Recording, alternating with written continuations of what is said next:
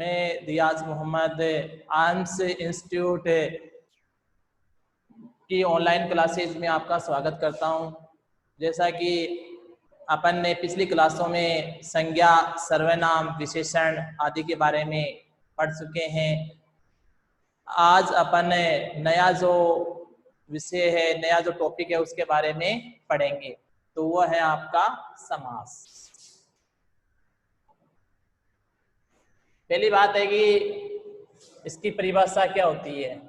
समास की परिभाषा, दो या दो से अधिक शब्दों या पदों के परस्पर संयोग को हम समास कहते हैं। दो या दो से अधिक पदों या शब्दों के परस्पर संयोग को समास कहते हैं। जैसे इसके उदाहरण देखें, विद्या मंदिर, इसका अपन विग्रह करेंगे तो विद्या का मंदिर हो जाएगा। दूसरा इसमें देखें, राम कृष्ण, राम और कृष्ण समास है, उसके 6 भेद होते हैं। पहला जो भेद है आपका अव्ययी भाव समास। जिस समास में पहला शब्द क्या होता है आपका अव्यय और दूसरा शब्द संज्ञा, पहला अव्यय और दूसरा संज्ञा, उसे अव्ययी भाव समास कहते हैं। इसमें जो समस्त पद है वह भी क्या बन जाता है, अव्यय बन जाता है। इसके उदाहरण देखिए आप अव्ययी भाव समास के। तो समास में क्या होता है, जो शब्द जुड़ करके लिखा हुआ होता है उसको अपन समस्त पद कहते हैं, और उसको टुकड़ों में तोड़ करके लिखते हैं उसको अपन विग्रह कहते हैं, समास विग्रह। तो इसमें देखें आप, पहला उदाहरण है इसमें प्रतिदिन। प्रतिदिन का क्या हो जाएगा, दिन दिन, हर दिन। प्रतिवर्ष, वर्ष वर्ष, हर वर्ष। यथा विधि, विधि के अनुसार। प्रत्येक मतलब एक एक। आजन्म, जन्म पर्यंत। ठीक है। अगला जो अपन समास है वो कल पढ़ेंगे, तत्पुरुष समास। थैंक यू वीडियो को। Good morning students, welcome to arms online education classes. जैसा कि हमारा टॉपिक चल रहा था आर्टिकल्स, तो कल मैंने इसके बारे में आपको डेफिनेशन दिया था, कुछ समझाया था। आज कुछ डेफिनेशन मैंने और उसके कुछ पॉइंट बोर्ड पर राइट डाउन किए हैं।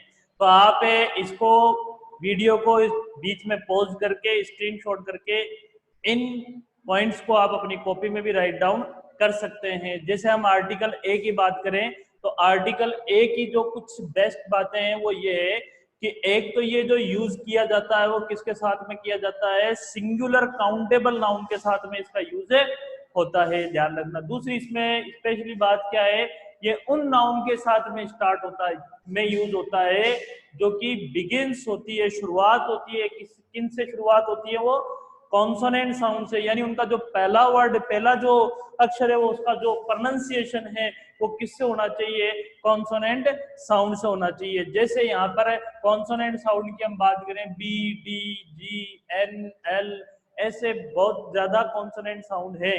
तो उसके कुछ एग्जांपल मैंने आपके सामने दिए हैं। बुक, पहले हम इसको ये फोकस करना पड़ेगा कि ये जो बुक है ये क्या है, सिंगुलर है, ये ध्यान रखना, और काउंटेबल नाउन है, और इसका पहला अक्षर क्या है, बै, यानी कि बै से स्टार्ट हो रहा है, तो इसलिए यहाँ पर हमने कौन सा यूज में लिया है, ए। तो 3 बातें आपको ध्यान रखनी है, एक तो सिंगुलर होना चाहिए, काउंटेबल होना चाहिए, और उस नाउन का पहला अक्षर किससे शुरू होना चाहिए, कॉन्सोनेंट साउंड से, यानी जो बै, दे, डे, न, ले, रे, ऐसे अगर साउंड देता है तो वो उसके पहले हमको किसका यूज करना पड़ेगा, ए का करना पड़ेगा, आर्टिकल ए। एग्जाम के अंदर आपको ऐसे ही दिया जाएगा, जैसे यहाँ पर पूरा सेंटेंस दे दिया और यहाँ डैश डैश दे दिया, और अब आपको ऑप्शन दे दिया आर्टिकल इसमें ए भरे के एन भरे के दे भरे, तो आपको यहाँ पर क्या भरना पड़ेगा, ये बुक का देखकर साउंड देखने के बाद आपको यहाँ पर ए भरना पड़ेगा। ऐसे ही हम बात करते हैं आर्टिकल एन की। तो आर्टिकल एन की स्पेशली बात क्या है कि ये वही बात है कि जो सिंगुलर है उसके साथ में यूज होता है। इसमें स्पेशली आपको ध्यान रखना है ऐसी नाउन जो विच बिगिंस, जो शुरू होती है किससे, विद वोवेल साउंड, यानी उसका पहला अक्षर वोवेल साउंड से शुरू होता है, वो कहलाता, उसमें हमको आर्टिकल एन यूज में लेना पड़ता है। जैसे हम बात करें एप्पल, एग एंड इम्पोर्ट, तो यहां पर देखो एप्पल, इस नाउन का पहला अक्षर क्या है, ए, यानी साउंड क्या निकल रहा है, वोवेल निकल रहा है, स्वर निकल रहा है। तो यहाँ पर अब आपको आर्टिकल ए का यूज नहीं बल्कि आर्टिकल एन का यूज करना पड़ेगा। इसी तरह से एग, इम्पोर्ट, ऐसे। अब इस ए और एन में कुछ एक्सेप्शन हैं जिसका आपको ज्यादा ध्यान रखना है। उस एक्सेप्शन के बारे में मैं आपको कल बताऊंगा कि आर्टिकल ए और आर्टिकल एन के बीच में कौन से एक्सेप्शन है। हमको केवल ए, ई, आई, ओ, यू ही नहीं देखना है, हमको उस वर्ड का प्रोनाउंसिएशन देखना है। अगर प्रोनाउंसिएशन वोवेल आ रहा है, जैसे यहाँ पर आपको इसके एक्सेप्शन के बारे में हम कल ही बात करेंगे, और कल हमारा जो दूसरा टॉपिक होगा वो होगा आर्टिकल दे। पहले हम एक्सेप्शन के बारे में बात करेंगे और फिर आर्टिकल दे के बारे में बात करेंगे। Okay, thank you. अस्सलाम वालेकुम। आज स्टूडेंट ऑनलाइन क्लासेस में मैं सबा चौहान, उर्दू लेक्चरर, आपका वेलकम करती हूँ। कल हमने 2 वर्ड वाले सीखे थे बनाने, कैसे बनाए। कल मैंने आपको होमवर्क भी दिया था। आई होप आपने होमवर्क किया होगा, और नहीं किया हो तो आज कर लेना। आज भी मैं आपको होमवर्क भी दूंगी और जो 3 वर्ड वाले लफ्ज है वो बनाने बताऊंगी। तो आज हम स्टार्ट करते हैं 3 वर्ड वाले। अपना। मैंने आपको बताया था कि जो अलीफ है वो ए का साउंड निकालता है, जो प है वो, जो पे उर्दू में होता है वो प का साउंड निकालता है। और मैंने आपको बताया था जब भी किसी वर्ड के साथ आ की आवाज आ रही, इसका मतलब हमें वहां पर अलीफ जोड़ना है। जैसे यहाँ नून को हम न कहेंगे, लेकिन मैंने न नहीं लिखा, यहाँ ना लिखा है। तो आपको क्या करना है, इसके साथ जो ये आ की मात्रा है इसमें नून में अलीफ लगा देना है, ना। तो सबसे पहले अ का आ जाएगा अलीफ, प का आ जाएगा आधा प। अलीफ इसलिए पूरा है कि इसकी आधी शक्ल नहीं होती और पे की आधी शक्ल होती है, और नून आधा और उसमें अलीफ जोड़ दिया हमने, तो यहाँ ये बन गया अपना। इसी तरह से आधा काफ को हम क्या बोलते हैं, फिर गोल वाले है का आधा रूप, और इसमें प्लस अलीफ करेंगे क्योंकि यहाँ पर भी क्या है, आ का साउंड आ रहा है। और नून में छोटी ये जोड़ेंगे, क्योंकि छोटी ये का आधा रूप इसलिए नहीं जोड़ा हमने क्योंकि जो ये लास्ट वाली शक्ल है ये हमेशा पूरी आती है। तो नून आधा आ जाएगा और छोटी ये जुड़ते ये नी बन जाएगा, कहानी। इसी तरह से सीन को हम स पढ़ते हैं तो आधी शक्ल आ जाएगी स। इसी तरह से इसमें मीम जोड़ देंगे और आधा जीम और 2 चश्मी जोड़ देंगे, तो ये हो जाएगा समझ। 2 चश्मी क्यों जोड़ा है मैंने, क्योंकि यहाँ जैसे झंडा बन रहा है, और आपको मैंने बताया था कि जहां पर जीम जैसे झ बनता है वहां पर क्या है, 2 चश्मी लगती है, तो जीम प्लस 2 चश्मी मिलकर झ हो जाएगा, तो ये हो गया समझ। इसी तरह से वापस आप हिंदी में देखेंगे कि सीन को हम क्या कहते हैं, स। तो सीन और बे और काफ, सबक। इसी तरह से मैंने आपको बताया था अलीफ प्लस अलीफ मिलकर बराबर आ होता है, और मद हमेशा अलीफ पे ही लगता है। तो अलीफ मद लगते ही क्या हो जाएगा, आ, और मीम का म आ जाएगा। मीम पूरा इसलिए आया कि यहाँ पर ये आधी शक्ल है, आम। इसी तरह से यहाँ पर सीन को हम स कहेंगे और इसके साथ अलीफ जुड़ा हुआ है तो ये सा हो जाएगा, और ते प्लस 2 चश्मी मिलकर थ हो जाएगा, तो ये हो गया यहाँ पर साथ। इसी तरह से आधा नून और मीम और पूरा नून मिलकर हो जाएगा नमन।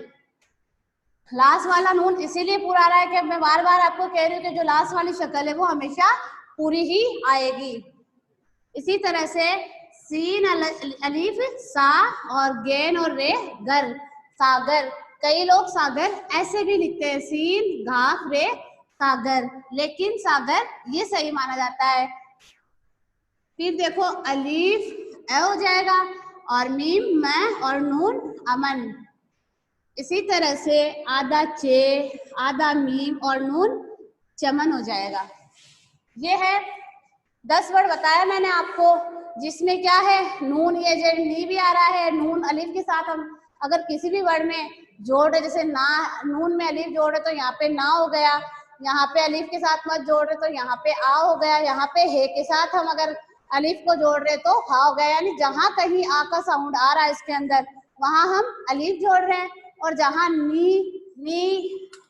नी का साउंड या ने का साउंड आएगा या नो का साउंड आएगा, यानी जहां पर ई की मात्रा, ए की मात्रा या ओ की मात्रा आएगी, ओ की मात्रा आते ही तो हम क्या लगाएंगे वाव, और ने की मात्रा आते ही बड़ा ये, और ई की मात्रा आते ही छोटी ये। अगर ये बीच में आ रहे हैं तो आधा रूप लगा देंगे, और लास्ट में अगर ये आ रहे हैं तो पूरा रूप लगाएंगे। आप ये याद रखना कि जहां पे ऊ ओ की मात्राएं आ रही है वहां पे हमें क्या लगाना है, वाव लगाना है। जैसे हमने लिखा यहाँ पर औरत, यहाँ पे क्या आ रहा है ओ की मात्रा, तो एन के साथ क्या लग जाएगा, जो ये ओ बन जाए वाव लग जाएगा, और रे का रे और ते का ते, औरत। इसी तरह से मैं यहाँ लिख रही हूँ उस, तो यहाँ पर पेश लग गया, उस हो गया, ये ऊ की मात्रा आ गई। जैसे मैंने लिखा ऊन, उन, इसको क्या है जेर जबर को हम एराब भी कह सकते हैं। इसी तरह से यानी ओ और ऊ की मात्रा आती है तो हमें क्या लगाना है, वाव लगाना है। और अगर ए की मात्रा या ई की मात्रा या बड़ी ई की मात्रा आएगी तो छोटी ए का आधा रूप, और यहाँ बड़ी ए का आधा रूप भी लगा सकते हैं। इन सब की अलग अलग शर्तें, यानी बीच में जो आधी शक्ल आ रही है वहां पर हम आधा रूप लिखेंगे, लास्ट में अगर ई आपको आप बना के देखना इसमें आपको समझ में आ रहा है या नहीं आ रहा है। इसी तरह से हम कंटिन्यू 4 वर्ड 5 वर्ड पे चलेंगे, उसके बाद में आपका जो सिलेबस है वो स्टार्ट करवाऊंगी मैं। ये मैंने थोड़ा सा बेसिक इसलिए बताया ताकि आप क्या है कुछ लाइनें कुछ जुमले बना सके या थोड़ी सी पढ़ने की कोशिश कर सके घर पर। ठीक है, ओके, अल्लाह हाफिज, thank you. Dear student, AIMS online classes में आपका फिर से स्वागत है। Myself Mohammad Haroon, faculty of mathematics. आज के इस वीडियो लेक्चर में मैंने क्लास 10th कैलकुलेशन बूस्टर का पार्ट 2 लिया है। इसमें मेरे पास ट्रिक फर्स्ट ये है और ट्रिक सेकंड ये है। देखो बच्चों, आजकल कंपटीशन काफ़ी बढ़ गया है, और मैथ्स के क्वेश्चन को करने के लिए अगर अपने को ये ट्रिक्स आती है तो इन ट्रिक्स की हेल्प से अपन बड़े क्वेश्चन को भी काफ़ी कम टाइम में सोल्व कर सकते हैं।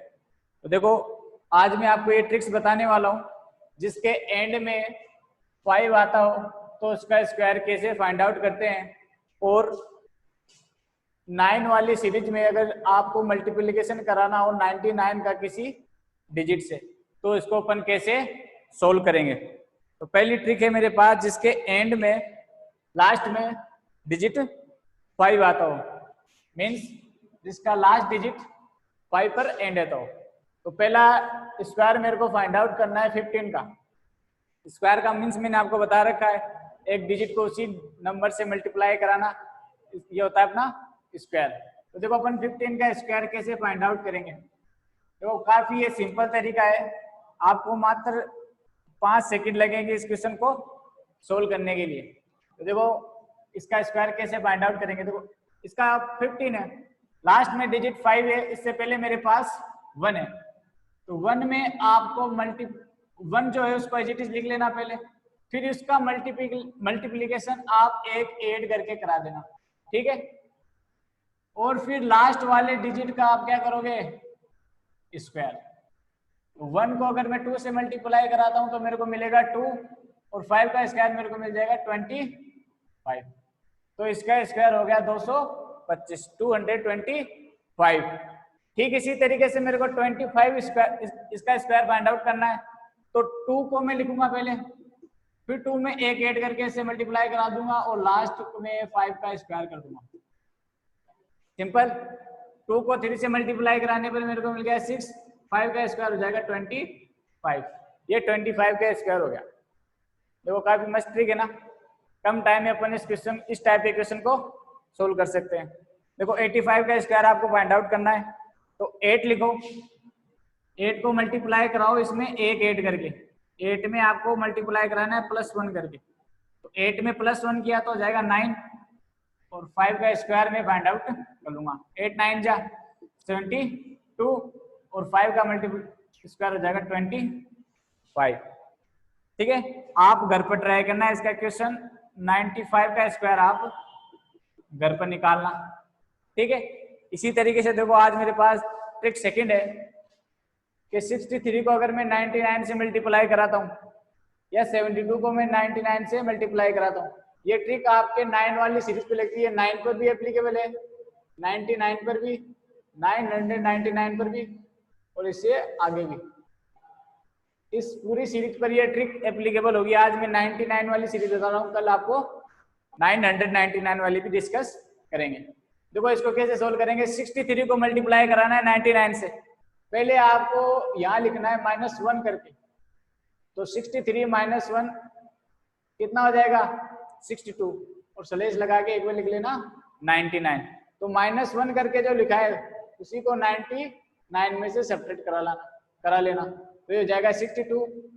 और अब इसको मैं स्लेश सब्ट्रैक्ट करा के लिख लूंगा। देखो 9 को 2 में से सब्ट्रैक्ट करा तो मेरे को क्या मिलेगा 7, और 9 को 6 में से सब्ट्रैक्ट करा तो मेरे को मिल जाएगा 3। तो देखो इस मल्टीप्लिकेशन का आंसर मेरे को मिल गया 6237। ठीक, इसी तरीके से -1 करा के लिखूंगा तो क्या जाएगा 71। अब 71 को ही मैं 99 में से सब्ट्रैक्ट करा लूंगा। ठीक है, 71 लिखा मैंने। अब इसको देखो सब्ट्रैक्ट कराने पर 9 में से 1 सब्ट्रैक्ट कराता हूं तो मेरे को मिल गया 8, 9 में से 7 सब्ट्रैक्ट कराता हूं तो मेरे को मिल गया 2, तो 7128 इसका हो गया आंसर। ठीक, इसी तरीके से देखो इस क्वेश्चन को कैसे करेंगे। पहले आप -1 करके लिखोगे तो यहाँ पे आ गया 53, और 99 आपने लिख लिया।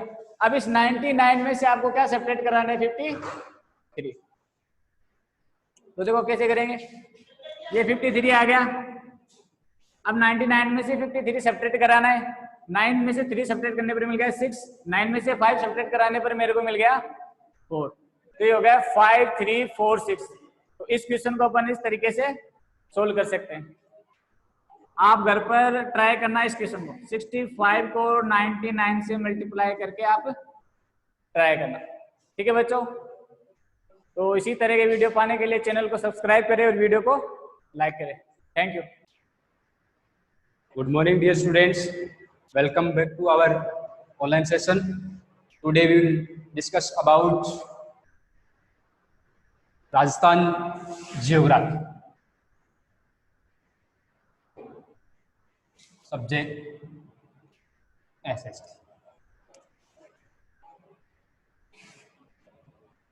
सबसे पहले हम देखें तो राजस्थान का जो एरिया, जो क्षेत्रफल है वो देखेंगे। एरिया के अकॉर्डिंग तो राजस्थान का जो सबसे बड़ा, इंडिया का जो सबसे बड़ा स्टेट है वो राजस्थान है, जिसका जो एरिया, जो क्षेत्रफल है वो 3,42,239 किलोमीटर। इसके अकॉर्डिंग है, एरिया के अकॉर्डिंग। ठीक है, टोटली 3,42,239 किलोमीटर पर जो स्टेट फैला हुआ है वो हम राजस्थान के नाम से जानते हैं, और ये सबसे बड़ा स्टेट है। तो उस स्टेट के बारे में हम आज थोड़ी सी जो जानकारी वो देखें।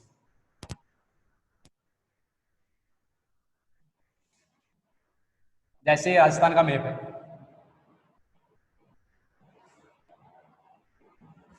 North, south, east, west, totally 33 कितने डिस्ट्रिक्ट हैं? 33 डिस्ट्रिक्ट। ठीक है, नॉर्थन जो डिस्ट्रिक्ट है वो कौन सा है? श्री गंगानगर।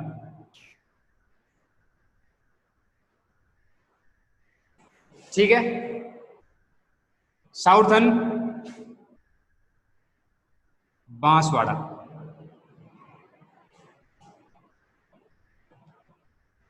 ईस्टर्न धौलपुर।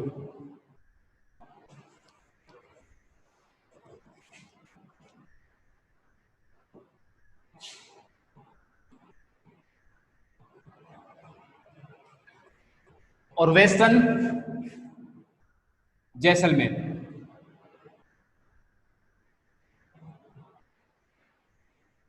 ठीक है,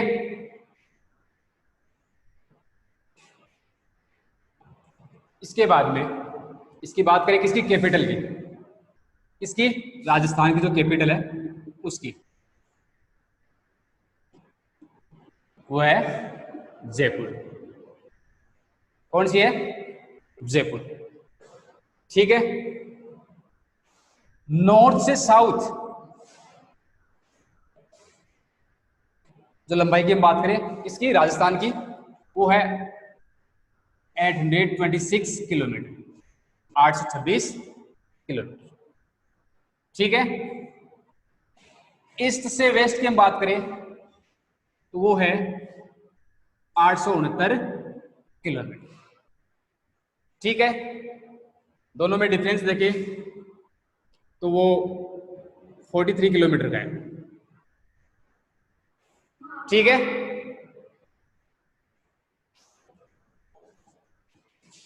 इसके बाद में हम नेक्स्ट बात करें किसकी, इनकी अक्षांश की, किसकी, राजस्थान के अक्षांश। ठीक है, कौन से अक्षांश में और कौन से देशांतर में स्थित है। ठीक है, कर्क रेखा इसके कौन से पोर्शन से गुजरती है, तो उसमें भी आपको थोड़ा सा ध्यान में रखना है। साउथर्न पार्ट है उसके, डूंगरपुर डिस्ट्रिक्ट का जो साउथर्न पार्ट है उसको टच करते हुए, और मिडवे मतलब मध्य से गुजरती है किसके, बांसवाड़ा डिस्ट्रिक्ट के, किसके, बांसवाड़ा डिस्ट्रिक्ट के। ठीक है, इसके अलावा बात करें हम किसकी, इससे सटे हुए जो अनदर स्टेट है, मतलब वो राज्य जिनकी बाउंड्री लगती है किन से, राजस्थान से, तो उन स्टेट के बारे में भी हम देखें। तो सबसे पहले नॉर्थर्न डायरेक्शन में कंप्लीटली है वो पंजाब है। कौन सा है, पंजाब। ठीक है, इसके बाद में नॉर्थ और ईस्टर्न डायरेक्शन की बात करें तो सेकंड पंजाब के बाद में हमें देखने को मिलता है हरियाणा।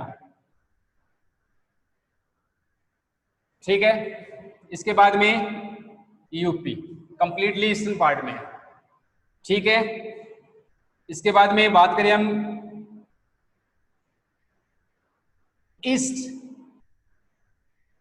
और साउथ की, तो यहां पर हमें देखने को मिलता है एमपी, मध्य प्रदेश।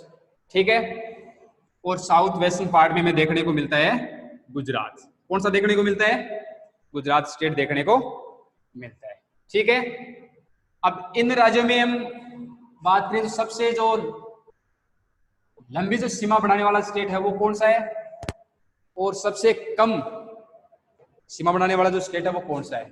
ठीक है, तो वो तो है सबसे कम बनाने वाला पंजाब। ठीक है, और सबसे बड़ी जो सीमा बनाता है वो कौन सा बनाता है, मध्य प्रदेश बनाता है। ठीक है, कितनी, 1600 किलोमीटर। इसके आगे देखेंगे हम नेक्स्ट वीडियो में। Thanks. Hello and how are you? Good morning students. I am Kavita Danodia from ARMS Institute and heartily welcome back in online classes. Today your subject is SST and your topic is continents. यानी महाद्वीप। महाद्वीप, how many types of continents, यानी महाद्वीप कितने हैं या कितने प्रकार के हैं। There are 7 continents in the world, यानी 7 continents हैं। Number first, Asia. Asia is the largest continent on the earth. Asia जो है सबसे बड़ा कंटिनेंट है अपने अर्थ का एंड वर्ल्ड का। The world highest mountain peak, विश्व की जो सबसे बड़ी पर्वत चोटी है, माउंटेन पीक है, Himalaya, are situated in this continent. यानी इस एशिया कंटिनेंट में जो हिमालय, अपने जो सबसे ऊंची पर्वत चोटी है वो हिमालय जो इस एशिया कंटिनेंट में सिचुएटेड है, स्थित है। Yangtze Kiang is the longest river of this continent. इस कंटिनेंट की सबसे जो लंबी नदी है वो Yangtze Kiang, which river is situated in this continent, Yangtze Kiang ये इस कंटिनेंट में स्थित है। This continent is separate from boundary of Nepal and Burma, इसके ऊपर यानी ये बाउंड्री बनाई गई है जो ये दोनों बाउंड्री से घिरा हुआ है। नेक्स्ट है यानी आपकी यांगटी सिक्यांग, इसकी सबसे लंबी नदी जो है वो कौन से कंटिनेंट में, एशिया में, और हाईएस्ट माउंटेन पीक है जो हिमालय है वो भी एशियन कंटिनेंट में स्थित है, और भी अन्य चीजें जो हैं इस कंटिनेंट में स्थित है। यानी ये इसका मोस्टली पार्ट जो है वो वाटर से ढका हुआ है, और ये सबसे बड़ा कंटिनेंट भी यही है अपने वर्ल्ड पे और अर्थ पे। नेक्स्ट है अफ्रीका कंटिनेंट, अफ्रीका महाद्वीप। Africa is next to Asia in size and population and stand in the position, यानी अपनी पोजीशन, स्थिति और जनसंख्या के अनुसार, यानी एशिया के बाद में दूसरा महाद्वीप जो आता है वो आता है अफ्रीका महाद्वीप। Africa is next to Asia in size and population. Africa महाद्वीप जो है साइज के अनुसार यानी आकार और जनसंख्या या स्थिति के आधार पे अफ्रीका महाद्वीप आता है एशिया के बाद में दूसरे नंबर पे। In this continent Sahara desert, इस कंटिनेंट में which desert is situated in this continent, Sahara desert. इस कंटिनेंट में सहारा डेजर्ट जो है वो स्थित है, Sahara desert. And next Nile river, Nile नदी जो है which is the longest river of the Africa continent. इस कंटिनेंट की सबसे जो लंबी नदी है कौन सी है, नील रिवर, वो भी अफ्रीका महाद्वीप में स्थित है। Which is the longest river of Africa continent, Africa continent की सबसे लॉन्गेस्ट रिवर है वो नील रिवर है। And which is the longest river of Asia, Asia की है यांगटी सिक्यांग, और अफ्रीका की पूछे तो ये है नील रिवर। ओके, नेक्स्ट है आपका north America. In the area point of view it is the third largest continent, यानी एरिया यानी क्षेत्रफल और आकार स्थिति के अनुसार north America it is the third largest, तीसरा बड़ा महाद्वीप है। साइज स्थिति के अनुसार, क्षेत्रफल के अनुसार तीसरा बड़ा महाद्वीप आता है वो आता है North America. Rocky Mountain are lies in this continent, इस महाद्वीप का जो सबसे बड़ा पर्वत है रॉकी माउंटेन, रॉकी पर्वत है। रॉकी पर्वत जो है वो नॉर्थ अमेरिका में स्थित है। Which mountain are lies in this continent, Rocky Mountain, Rocky पर्वत इसी में स्थित है।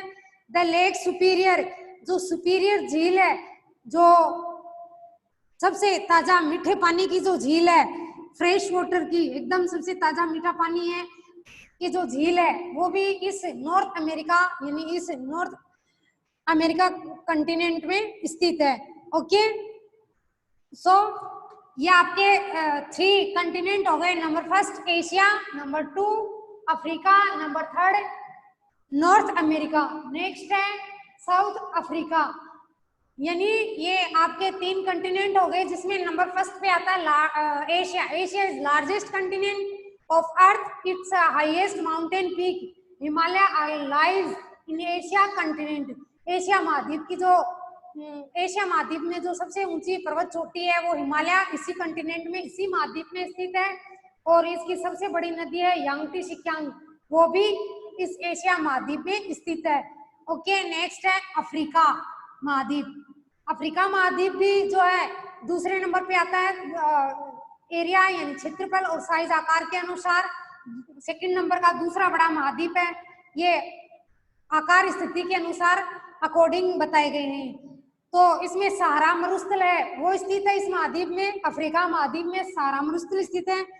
नील नदी है यानी सबसे लंबी नदी है अफ्रीका महाद्वीप की, वो भी इस अफ्रीका महाद्वीप में स्थित है। नेक्स्ट है नॉर्थ अमेरिका। नॉर्थ अमेरिका तीसरा बड़ा महाद्वीप है, रॉकी पर्वत इसी में स्थित है। और सबसे ताजा मीठे पानी की जो झील है लेक सुपीरियर, एकदम ताजा पानी है इसका और सबसे मीठा है, तो वो भी इसी महाद्वीप में। Next we will study in next class, आगे के जो 4 जो कंटिनेंट्स हैं, ओशियंस हैं, वो आगे की क्लास में we will study next class. Okay, thank you. You will write in your notebook. ये तीनों महाद्वीप जो आप अपनी नोटबुक में लिखोगे और इनको लर्न करोगे। Okay, thank you.